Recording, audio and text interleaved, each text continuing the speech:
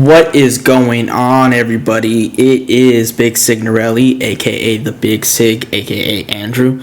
We are back at it again with another exegetical reading from Lacan himself, Jacques Lacan. And, of course, we are going to be doing it from the Écrit, English translation by Bruce Fink. Today, we are going to be going over the very first essay of the Écrit, the seminar on the Purloined Letter. This is a very hard one right here. This is a very tough one. I recommend definitely to get a better grasp at this one, to read the one in Seminar 2. There's a lecture specifically going over the Purloined Letter and an intro to it within the lecture beforehand, which is on the games of odds and evens. So definitely really good. To give a sort of contextual background of what's going on and why he chooses this. Seminar 2, and I believe when this specific essay in the Écrit was written was probably like around the time of Seminar 2. I could be mistaken, but if it is, then that's the case. If not, someone please correct me and put that in the description. But I'm just going to go off of the assumption that it was written around the time, like prior to or during the time of Seminar 2. So between somewhere like 1953 to 1955, during his first two seminars. So in Seminar 2, Lacan is developing his symbolic order, which he initially starts by talking about Claude Lévi-Strauss's work on alliances, kinships, and how the prohibition of incest functions.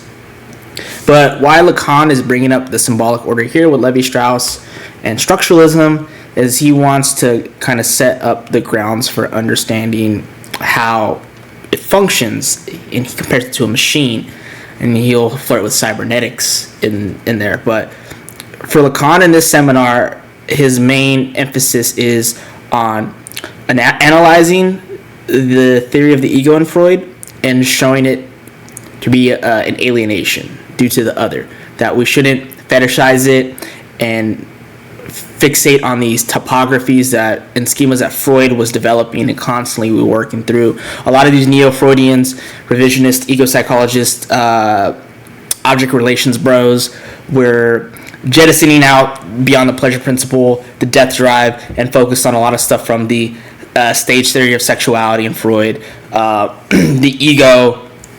A lot of the scientific stuff we're trying to flesh out and see whether or not it was pseudoscience, but they never touched the death drive, right? Nobody wanted to touch it. They were just like, yeah, we're not doing that. But Lacan said, no, we are dealing with the death drive or the death instinct in Freud and beyond the pleasure principle.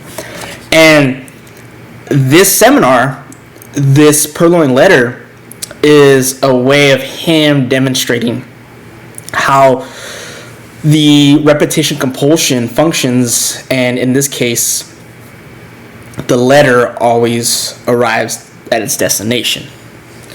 And he talks about, again, the machine as the symbolic order, and he uses the game of odds and evens to show that, well, this machine has a repetition mechanism to it. It has an insistence, but it's not something that is like causally determined, nor is it something that happens by randomness or out of chaos, which is like usually what you have in the common doxa of philosophy and science. But science definitely,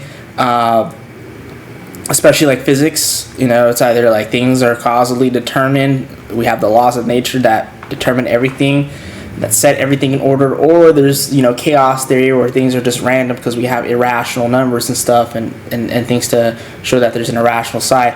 And he wants to talk about how insistence is on something that happens by chance and even conditions of possibility. And so he'll show this with the game of odds and evens, and how a machine that is set up to do so can replicate the game, but it can't causally predict each set of movements or orders, and that anything in insistence could, change the way things play out. So And so he's going to do this again with a demonstration of the Purloined Letter. Now, the Purloined Letter is a short story by Edgar Allan Poe himself. It's a detective story in which you have the main character, his name's Dupin, and he's talking with an officer about a letter that has been stolen and replaced. It's a letter that belongs to the Queen. Now, regardless of, like, we don't know what exactly, like, the letter contains, but that it could be something that could be incriminating and also ruin the reputation of the Queen. And so it was left on the table, just out in the open during, I think, like a party or something like that. And then one of the other characters, known as the minister, just happens to steal the letter and replace it with a fraudulent one. And the funny thing is like, apparently the Queen notices the minister stealing it and replacing it with a fake one, but doesn't do anything about it or draw anyone's attention, unless she incriminates herself. And so you have these series of letters constantly going back and forth. And so Dupin, the detective's job is to, understand, like, the whole order scenario and stuff. So that's definitely an interesting story, and funny how Lacan would, out of all things, use this, rather than talk about, actual, like, scientific or clinical stuff. But it is a relevance to understanding what he's working through with repetition compulsion, the death drive within the symbolic order. So with that being said, we'll start on the first section of the Purloined Letter within the Écrit. My research has led me to the realization that repetition automism, or repetition compulsion, I think in French it translates into automism, has its basis in what I have called the insistence of the signifying chain. I have isolated this notion as a correlate of the existence that is of the eccentric place, in which we must necessarily locate the subject of the unconscious. If we are to take the Freudian discovery seriously, as we know, it is in the experience inaugurated by psychoanalysis that we can grasp by what oblique imaginary means the symbolic takes hold in even the deepest recesses of the human organism.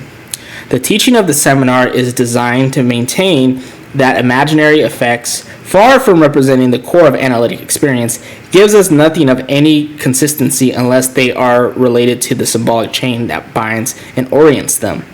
I am, of course, aware of the importance of the imaginary impregnation, the Pragung, in the partialization of the symbolic alternative that give the signifying chain its appearance. Nevertheless, I posit that it is the law specific to this chain which governs the psychoanalytic effect that are determinate for the subject.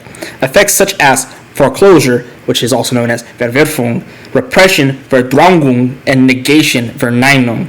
It is itself, and I add with the appropriate emphasis that these effects follow the displacement, Estulung, of the signifier so faithfully that imaginary factors, despite their inertia, figure only as shadows and reflections therein.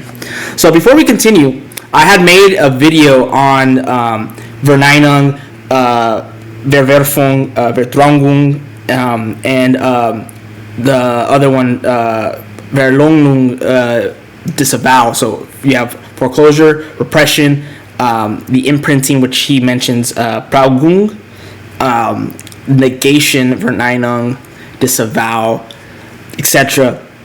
So for further detail, further explanation, I recommend checking that out. I'll put a link below. But to get a grasp at what he's talking about, right, we're dealing with repetition compulsion, the death instinct, which has an insistence. This is the law of insistence that comes within the symbolic order, right? And he mentions that it's not just enough that we focus on the imaginary order, but rather the symbolic order that spawns itself from the symbolic. We should think of the imaginary order as an image, right? But not just this fixed image. Something that reflects, something that changes the more it's reflected on. In the beginning of For They Know Not What They Do, Zizek emphasizes, it's in this first chapter called On the One, that we shouldn't see the symbolic order as two external entities that are somehow in antagonism with each other. Rather, it is through the reflection of the imaginary that the symbolic order comes about, and the imaginary hooks on a virtual point from which the symbolic order begins to double and take its place. So, due to a series of redoublings, inversions, and reflections, the symbolic order is able to insistently create a chain of signifiers, which, in effect, displace and alienate the subject, who the subject, which is not of the ego, but of the unconscious, becomes unconscious, but also alienated within its imaginary narcissistic image, which is the ego, right? And the imprinting is just so happens to what causes that insistence of redoubling and for signifiers, the substitution, which is going to be the driving force of neurosis. Another word for substitution of different signifiers is going to be repression, right? And then you have a resistance of this admittance into the symbolic order, a refusal for the signifier, the name of the father, the prohibition, which is going to be foreclosure. It's going to be what triggers psychosis in its clinical structure. Then we have also something that almost acts like neurosis in this imprinting and creates, just like in neurosis, castration, but it's also a denial of that moment of ever being castrated and admitted to the symbolic order, that we get disavowal and perversion starts to take its course in inflicting a sort of cruelty for enjoyment and feeding off from the anxiety that comes with sort of constantly encountering the object of desire, these moments in which there is a repetition of the imaginary scene in which the Praugung happens, but it's only in order to avoid encountering castration, and thus we still have repression like a neurotic, but it's just entirely different. Again, I go more into depth in that video, so please look at that link below. I don't want to get too lost in there because I will have fun talking about that stuff. So anyhow, this is what he's getting at, right? We need to focus on how the symbolic order functions within, as he'll talk about in his early seminar. He locates the death drive, this repetition compulsion, in the movement and the logic of the symbolic order, whereas in seminars, let's say 7, and then all the way up to where he really talks about it, 11, is death drive is going to be in the real, right? Anyhow, but this emphasis would be lavished in vain if I merely served, in your view, to abstract a general form of the phenomenon whose particularity and analytic experience would remain the core thing to you, and whose original composite nature could be broken down only through artifice. This is why I have decided to illustrate for you today a truth which may be drawn from the moment in Freud's thought we have been studying, namely that it is the symbolic order which is constitutive for the subject, by demonstrating in a story the major determination the subject receives from the itinerary of the signifier. It is this truth, let us note, that makes the very existence of fiction possible. Thus, a fable is appropriate as any other story for shedding light on it, provided we are willing to put the fable's coherence to the test. With this proviso, a fable even has the advantage of manifesting symbolic necessity, all more purely in that we might be inclined to believe it is governed by the arbitrary. This is why, without looking any further, I have taken my example from the very story in which we find the dialectic of the game of odds and evens, from which we very recently gleaned something of importance. It is probably no accident that this story proves propitious for the continuation of a line of research which had already relied upon it. As you know, I am referring to the tale Baudelaire translates into French as La Lettre Volée. In it, we must immediately distinguish between a drama and its narration, as well as the conditions of that narration. We quickly perceive, moreover, what makes these components necessary, and realize that their composure could not have created the unintentionality. For the narration effectively doubles the drama with a commentary without which no mise-en-scène would be possible. Let us say that the action would remain, strictly speaking, invisible to the audience, aside from the fact that the dialogue would be expressly and by dramatic necessity devoid of whatever meaning it might have for the listener. In other words, nothing of the drama could appear either in the framing of the images or the sampling of the sound, with the oblique light shed, so to speak, on each scene by the narration from the point of view that one of the actors had while playing his role in it. There are two such scenes, the first of which I shall immediately designate as the primal scene, and by no means inattentively, since the second may be considered its repetition in the sense of the latter term that I have been articulating in this very seminar. The primal scene is thus performed, we are told, in the royal boudoir, such that we suspect that the personage of most exalted station, also referred to as the illustrious personage, who is alone there when she receives a letter, is the queen. This sense is confirmed by the awkward situation she is putting in by the entrance of the other exalted personage, of whom we have already been told prior to this account were he to come to know of the letter in question, it would jeopardize for the lady nothing less than her honor and peace. Any doubt that he is the fact the king is promptly dissipated in the course of the scene, which begins with the entrance of Minister D. For at that moment, the queen can do no better than to take advantage of the king's inattentiveness by leaving the letter on the table turned face down. Address uppermost. This does not, however, escape the minister's lynx eye, nor does he fail to notice the queen's distress and thus to fathom her secret.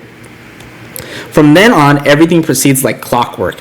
After dealing with the business of the day with his customary speed of intelligence, the minister draws from his pocket a similar letter in appearance to the one before his eyes, and after pretending to read it, places it next to the other. A bit more conversation to pull the wool over the royal eyes, whereupon he picks up the embarrassing letter without flinching and decamps, while the queen, on whom none of his maneuver has been lost, remains unable to intervene for fear of attracting the attention of her royal spouse, who was standing at her elbow at that very moment. An ideal spectator might have noticed nothing of this operation, in which no one batted an eye, and whose quotient is the minister has flinched from the queen her letter, and even more important, that the queen knows that he now has it, and by no means innocently.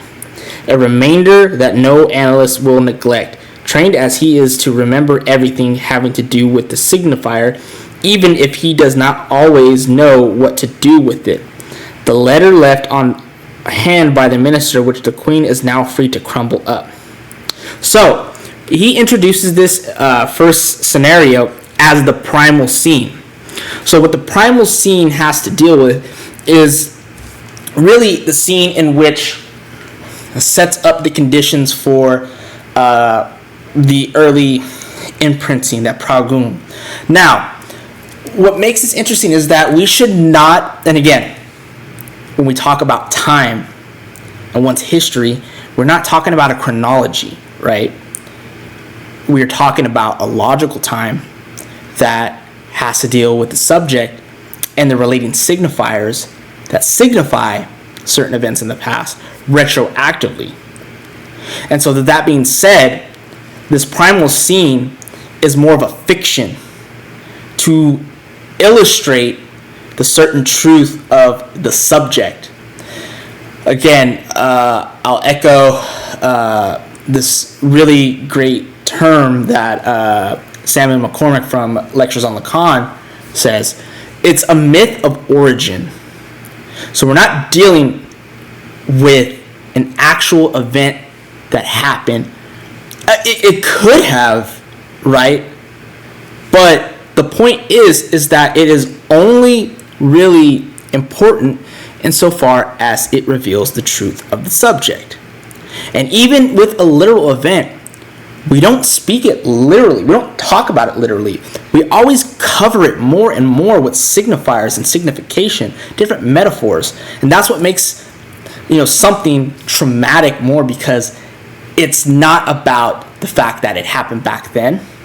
Or as a Gabor Mate bro would say, oh, it's not how trauma happens in the past or this event happened. It's about how you internalize it. Like, no. What makes this primal scene a revealing of, the drive and the traumatic encounter, the imprinting, is in retroactively revealing it in the way the signifiers create the truth of the subject, that reveal the subject of the unconscious. It's an unconscious scene. The unconscious, again, like Lacan says, is structured like a language, right? But we shouldn't see this language as literal. In fact, no matter what, you can't see language as literal. The language is already signified. It's something that's metaphorical. It creates metaphors. So everything that we see with the discourse of the unconscious between the subject and of the other is already a sort of metaphorization, right? The subject is metaphorized. So this is what's happening with this primal scene that we're setting up, and how we talk about that, this insistence of the minister stealing the letter and then replacing it with another one. It's like, this is the hardest part about understanding like what Lacan's getting at. It was a lot easier to understand it in Seminar 2 because he's a lot more clear about it. But the way I see it is that within each occasion, right, the letter is placed with the fake one. But it's like if the signifier, the letter, is already swapped for another one, right? When we start to get into like Lacan of language and the signifiers from like, Seminar 3 and on, we'll start to get this understanding of that in the way that the signifying chain works. It's that the signifier represents the subject for another signifier. This constant swapping out of different signs to go into the signifying chain, only to retroactively go back to account for the subject, who is trapped within the signifier of signification itself. And it's a lot. So it's like as if with each time the letter is swapped out or is in the possession of another person, it's as if that letter, that signifier, takes on a sort of new metaphorization for the subject. There's different placeholders and different swapping. This is how we see the unconscious working for Lacan at this stage, right? And it can only work insofar as the signifier is already redoubling itself. The subject is redoubling itself. And the subject is in relation to a signifier, the S1. And so this is why we get in later Lacan in the math themes, the like dollar sign, the barred subject, the barred S, that is split within itself and is redoubling due to the other, right? And so we get in the primal scene a sort of retroaction of accounting for that myth of origin in which the subject encounters something that begins the split, right? Just by an insistence, by the conditions of possibility that is almost like a chance. Just like Dupont, or not Dupont, the minister, with everything right there, the queen and the king, even though the queen's seen, by chance just takes it and replaces it with another one. So, like DJ Khaled said, another one, another one, another one. We're just getting another letter, another letter. So, yeah, DJ Khaled is probably a big fan of, Purloined Letter. So, all right, where are we at? So the second scene in the minister's office. The second scene is in the minister's office at the ministerial hotel. We know from the account the prefect of police has given Dupin, whose genius for solving enigma Poe mentions here for the second time, that the police have searched the hotel and its surroundings from top to bottom for the last 3 months, returning there as often as the minister's regular absences at night allow them to. In vain, however, although anyone can deduce from the situation that the minister keeps the letter within easy reach. Dupin calls on the minister. The latter greets him with a show of nonchalance, affecting in his conversation romantic and new. Meanwhile, Dupin, who is not taken in by this feigning, inspects the premises, his eyes protected by green spectacles. When his gaze alights upon a very shafted letter, which seems to have been abandoned in a compartment of a wretched, eye-catching, trumpery card rack of pasteboard, hanging right smack in the middle of the mantelpiece, he already knows that he has found what he was looking for. His conviction is reinforced by the very details which seem designated to contradict the descriptions he has been given of the stolen letter, with the exception of the size which fits. Whereupon he has but to take his leave after having forgotten his snuff box on the table, in order to return the following day to reclaim it, armed with the facsimile of the letter in its present state. When an incident out in the street, prepared for the right moment, draws the minister to the window, Dupin seizes the opportunity to snatch in his turn the letter while replacing it with an imitation, and uses the word semblant, and but maintain the appearance of a normal exit thereafter. Here too all has transpired, if not without any sound, at least without any din. The quotient of the operation is that the minister no longer has the letter, but he knows nothing of it, and is far from suspecting that it is Dupin who ravished it from him. Moreover, what he has left here is far from insignificant from what follows. I shall return later to what led Dupin to jot something down on his factitious letter. In any case, when the minister tries to make use of it, he will be able to read the following words, whose source, Dupin tells us, is Crébillon's Attrait, written so that he may recognize Dupin's hand. I'm going to butcher this up, but it's like some Greek or Roman poem or something like that. Again, watch our Seminar 2 one, because Nick is really good at all these little like literary references. But he says un dessin si funesti. I'm not even gonna read that, man. You just make fun of me, okay? But so the point is that we already see that with the logic Lacan gives us of insistence and conditions, right, just by a chance, based upon those right moments, that the letter gets swapped, right, for an imitation or a semblant. It seems like as if the signifier does the same thing. It reveals itself only to then disclose. This is like almost what he's getting at with how the unconscious reveals itself in these temporal moments, right? These moments of, I don't want to say understanding like in logical time, but maybe we could add that in there, right?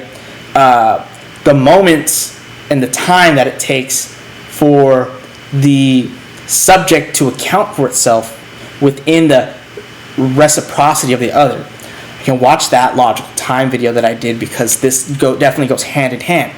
But what he was saying earlier about even if the analyst doesn't know it, must be aware and make use of the signifier, must make use of the letter. This is exactly what's happening right now already, just in the beginning. My boy Lacan is just already freaking spitting. Like, what he's saying right now is the fact that in these conditions, the letter seizes the opportunity, or Dupin seizes the opportunity, just like the minister, to take one and replace it with a fake one, right? And it has his handwriting in there.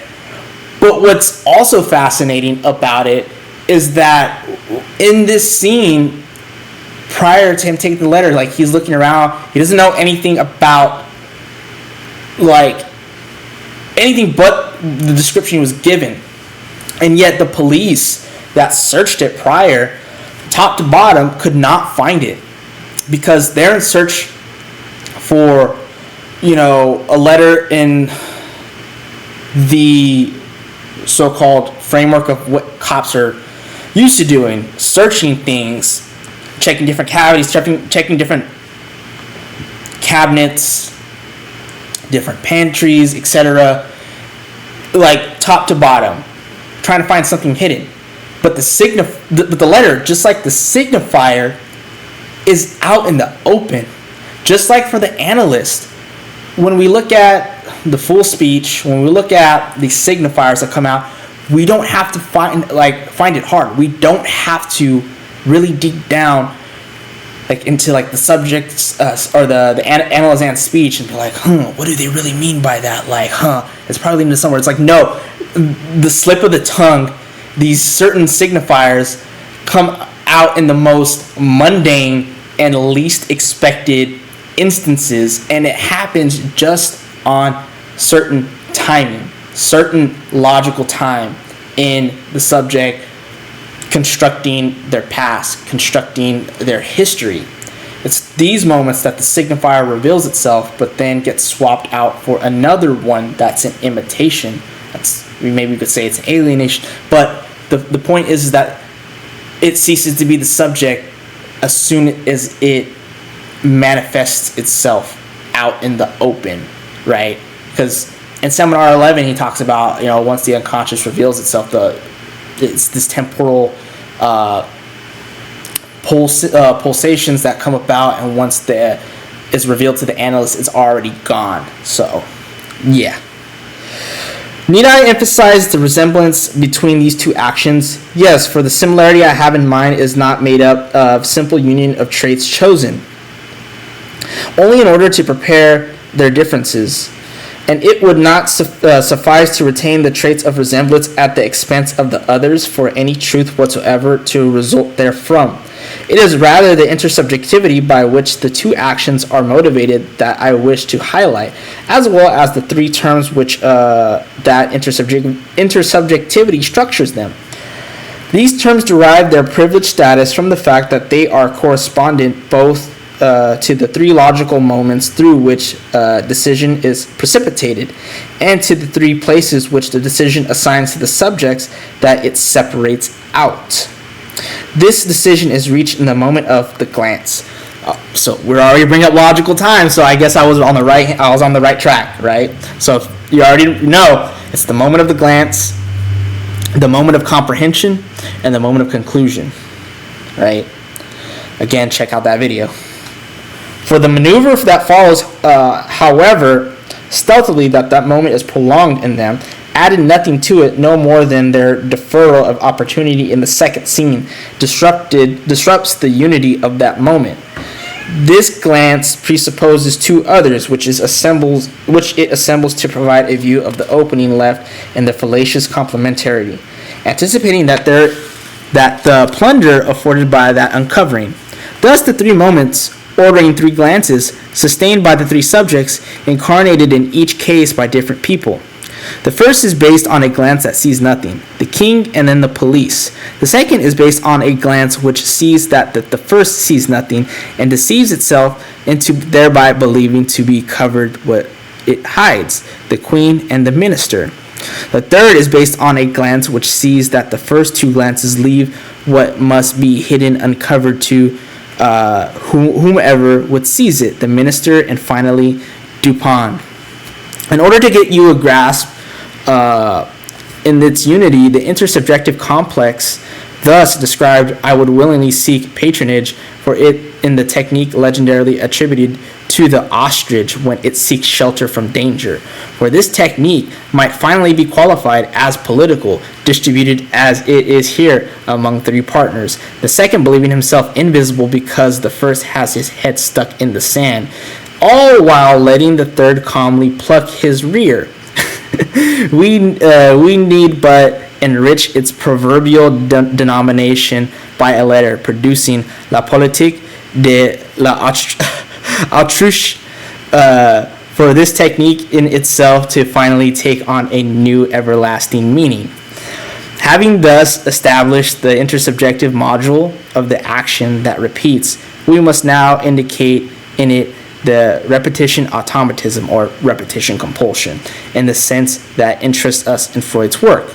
The fact that we have here a plurality of subjects can, of course, in no way constitute an objection to those who are long accustomed to the perspectives summarized by my formulation. The unconscious is the other's discourse. I will not remind you now what the notion of the inmixing of subjects recently introduced in my reanalysis of the dream of Irma's injection adds here. What interests me today is the way in which these subjects, owing to their displacement, relate each other in the course of the intersubjective repetition. We shall see that their displacement is determined by the place that a pure signifier, the Purloined Letter, comes to occupy in their trio. This is what will confirm for us that is the repetition automatism. So, he mentions the Irma's injection dream, which again he'll talk about in Seminar 2. And each person in the dream, it's Freud's dream, represents a certain, aspect of Freud. It's like different alter egos, different combinations. And the intimate relation that he has with Irma, which is a patient of his. And there is an insistence, there is a letter, there is a Purloined Letter in there.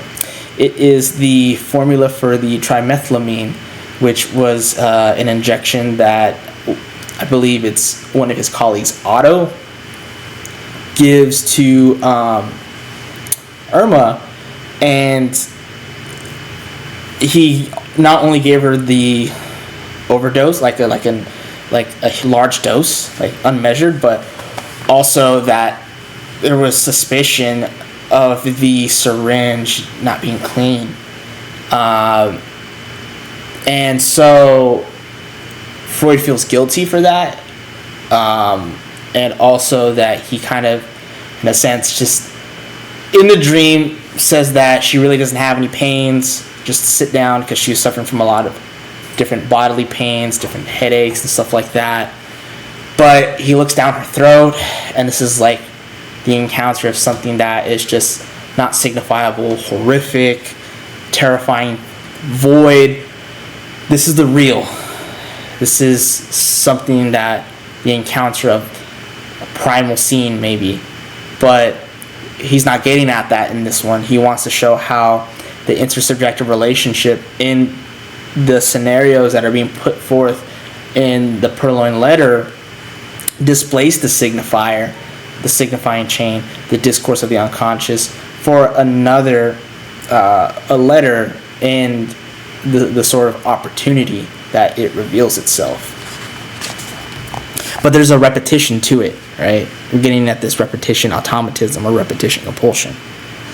It does not, however, seem superfluous before pursuing this line of inquiry to ask whether the aim of the tale and the interest we take in it, inasmuch as they coincide, do not lie elsewhere.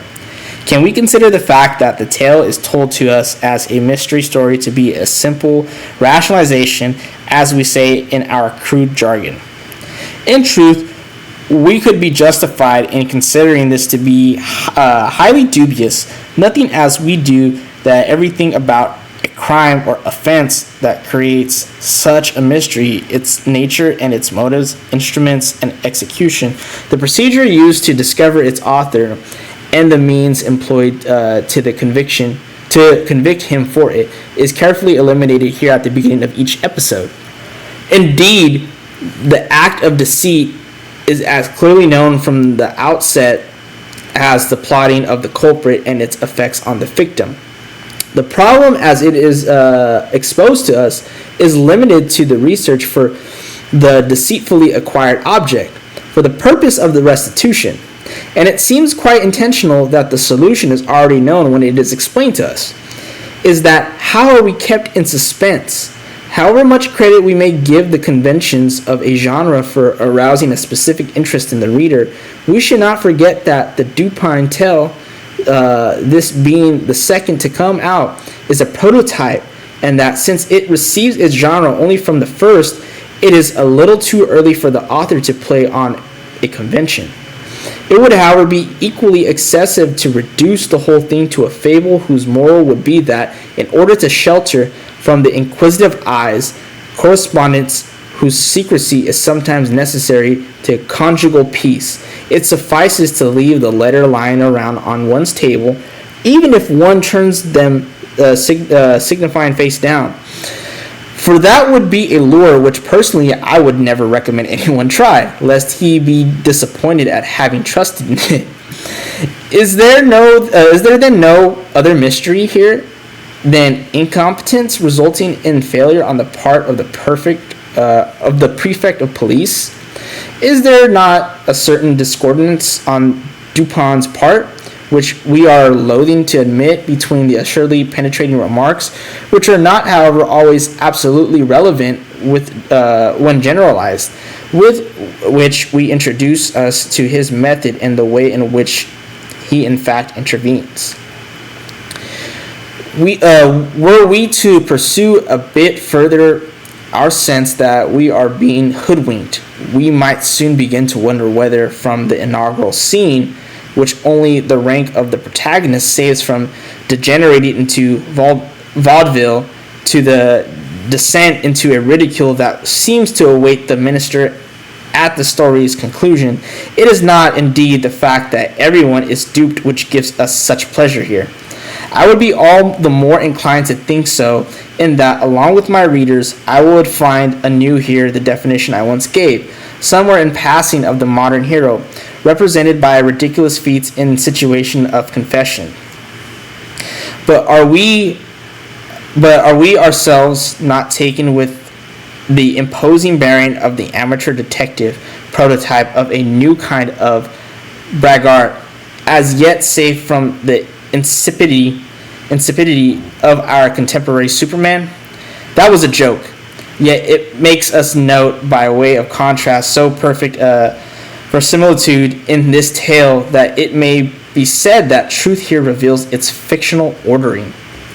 For this is certainly the pathway along which the reasons for this verisimilitude leads us. Entering first into its procedures, we perceive in effect a new drama that I would call complementary to the first, since the first was what it termed a silent drama, where the interest of the second plays on the properties of discourse.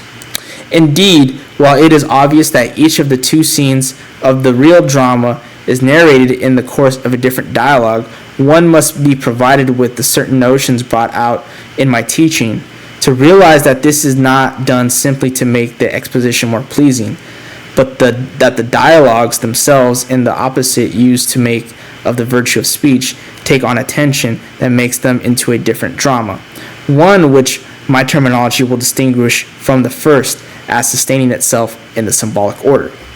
So the first one that we have, first dialogue, is between the prefect of police and Dupin, is played out as if it were between a deaf man and the one who hears. That is, it represents the veritable complexity of what is ordinarily simplified, with the most confused of results in the notion of communication. This example demonstrates how communication can give the impression, at which theorists too often stop, of conveying in its transmission but one meaning, as though the highly significant commentary into which he who hears interrogates it could be considered neutralized because it is unperceived by those who do not hear. The fact remains that if we only retain the dialogue's meaning as a report, its verisimilitude appears to depend on a guarantee of accuracy. But the report then turns out to be more fruitful than it seems, provided we demonstrate its procedure, as we shall see by confiding our attention to the recounting of the first scene. For the double and even triple subjective filter through which the scene comes to us, a narration by Dupine's close friend, whom I will refer to henceforth as the story's general narrator, of the account by which the prefect reveals to Dupine the version of the Queen gave him of it, is not merely the consequence of a fortuitous arrangement. Now, I'm not saying that I'm the best reader or not, but like Lacan's writing is just so cruel and just so difficult at times. But I like what he's saying right here about the fact that when we set up the different dialogues, right, it starts off with the sort of, again, primal scene of the prefect of police and Dupin, one who's giving the message, the other one who's pretty much listening, and they're only going off an account of a story or of what's being told to them, and so they're already getting like what seems to be like an inverted message, right? They're not getting the direct thing, they're getting a sort of retelling of something that was already told to them.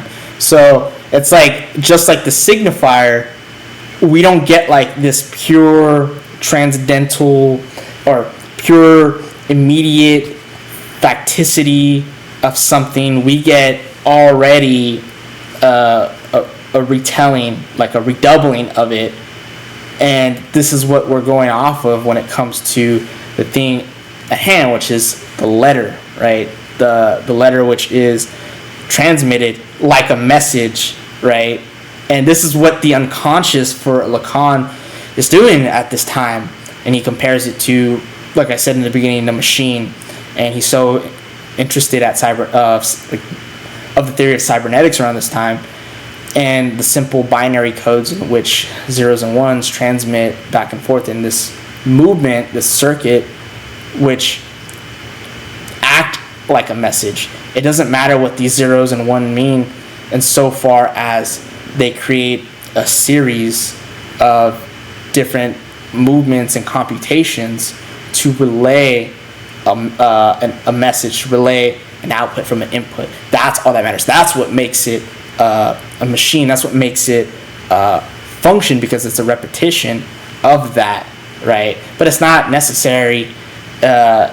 One would say that it's focusing on, fixed laws, but for Lacan, what's great about the cybernetic machine is that these zeros and ones are just a primitive language that can computate to create a series of different other things, other effects, almost like a language that only matter insofar as the message is being delivered, insofar as there's an output. And it's like it's like there's already, for this, messages being delivered, and then in different encounters we get the letter that's been described about in the message taken and redoubled with another one. So we just got, like, again, these inversions, etc. But that is going to be it for now. We're going to stop at this point and continue on later. This is going to be a multiple part series because this essay is relatively long compared to the Seminar 2 one. So please stay tuned in for the other part, and we will keep going from there. Please continue to reflect on what was read, what was stated, explained, and if you have any questions, comments, concerns, any additions to what I said, or maybe comment on something that I may have mistakenly said, because that tends to happen because I talk really fast, or that I didn't explain thoroughly, please drop a comment. So thank you all. Have a good night.